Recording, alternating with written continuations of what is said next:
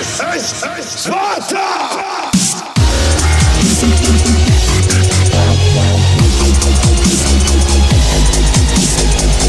What is up, beautiful people of the internet? It is your boy Spartacus, and today I'm coming at you guys with a different video. Today's video is going to be answering the question, AMD or Intel?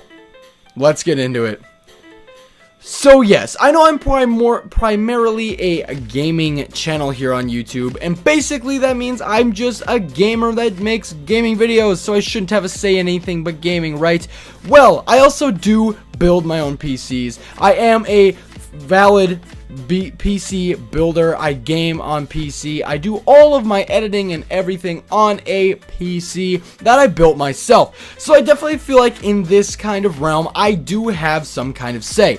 I've built over 9-10 PCs in the past year or so. I've built some for friends, family, myself, upgrades, stuff like that. So I have done quite a bit of PC builds just in the past year. So I feel like I do have kind of a say in what is going on with AMD versus Intel and who you guys should go with. And obviously I'm just making this video to make your guys' lives a little bit easier.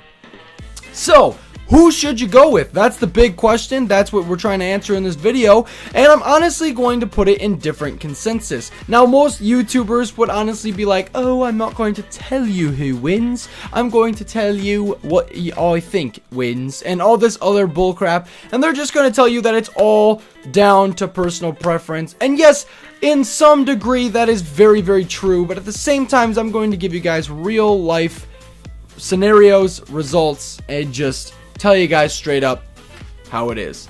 Basically, the way it's always been is that Intel has the faster per core performance, which really does help in gaming. And yes, that is typically a lot more important for games, but here's the thing.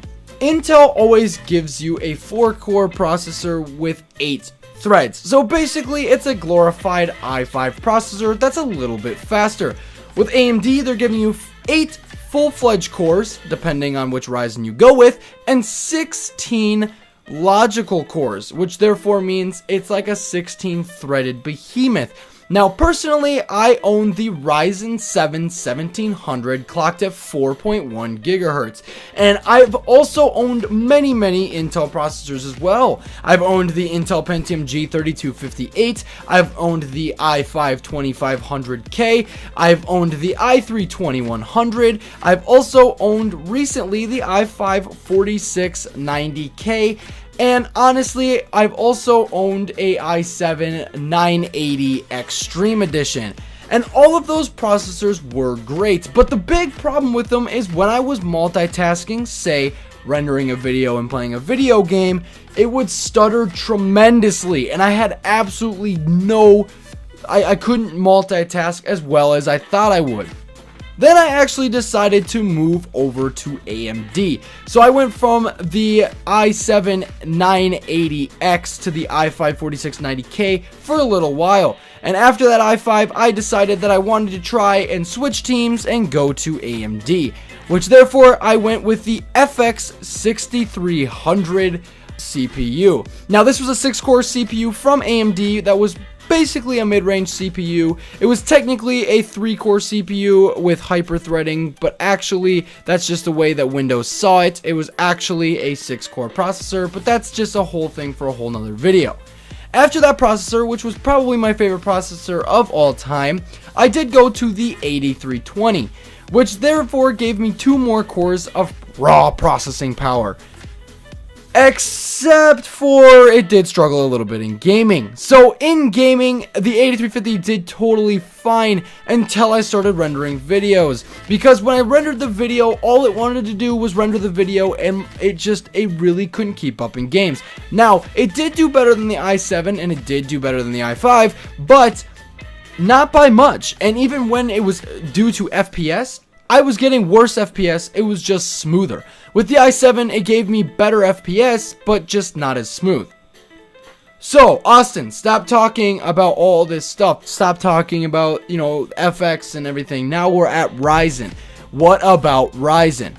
And I'm going to tell you, I've had tremendous experiences with Intel, and I've had tremendous experiences with AMD. And I do do have a lot of inputs as well, and I don't really have any brand allegiancy. I don't really care what brand it is. If it's good, I'm gonna use it, and if it works better than the competition, I'm gonna use it. And I'm gonna tell you something real quick. I have the Ryzen 7 1700, and I have not had any problems at all with my CPU, period.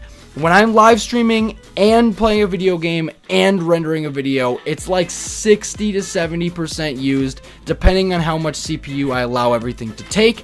But I've never even maxed out the CPU. That's just how absolute crazy it is. When I render a 1080p 60 FPS video, like I do here on YouTube, it only takes 32% of my CPU and renders it in faster than real-time performance. And I only paid $350 for the CPU. That is absolutely crazy. An i7 for $350 couldn't come close to doing that. So, yes, this is a smaller video. And yes, I'm not throwing up numbers. I'm not throwing out a bunch of tremendous bullcrap you don't need to know. I'm throwing up my full experiences and what I feel like is actually a better buy in 2017. Now, if you're going with an i3 or an i5 and you're really thinking about going with one of those, I would definitely say recommend either the Ryzen 5 or the Ryzen 3 CPUs. The Ryzen 5 CPUs are absolutely tremendous. They give you 6 cores, 12 threads, which is more than even an i7 can give you. And not just that, but if you're going with an i5 especially, and you think that you're going to be wanting to do a lot more than just gaming on your computer, then I would definitely go with the Ryzen 5, because Ryzen 5 is going to give you those extra threads and those extra cores for all around better performance. Now, I know a lot of you guys are like, oh, but Intel is so much better at gaming. It really, really is. But when it really comes down to it, it's actually not. If you give Ryzen faster RAM and you overclock it a little bit, you lose maybe 5 to 10 FPS depending on the game going with Ryzen. 5 to 10 FPS is really not much when it comes down to it. You're not going to really understand the difference between 165 FPS and 155. I promise you that. And not just that, but if you are going for a solely gaming machine, then yes, Intel would be a better buy if you wanted to spend more money for less. And that's really where that comes to account. With Ryzen, you're spending less money for more, which just makes a lot more sense to me. I could have went with a way more expensive i7 6-core 12-thread behemoth of a CPU. I could have spent $600, $700, $900 on an Intel CPU, but I didn't have to. I render videos almost daily, and all my stuff that I do, gaming, rendering, live streaming, has all been so fluent with my new Ryzen 7 1700, and I paid a fraction of what I would have paid with going to Ryzen. And honestly, it's not hot. My CPU is overclocked to 4.1 and runs at 60 degrees Celsius. So if you call that hot, I don't know what the hell is. And not just that, but my CPU just destroys in benchmarks and destroys rendering performance over an Intel because of those extra cores. If you want to pay $1,000 for an Intel to get 16 threads, go right ahead. But I do know that I'm going to be sticking with Ryzen.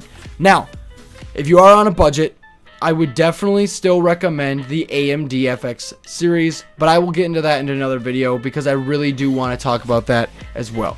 Anyway, guys, I hope this helped. Please, if you have any questions, feel free to leave them in the comment section below, and I'll see you guys in the next one.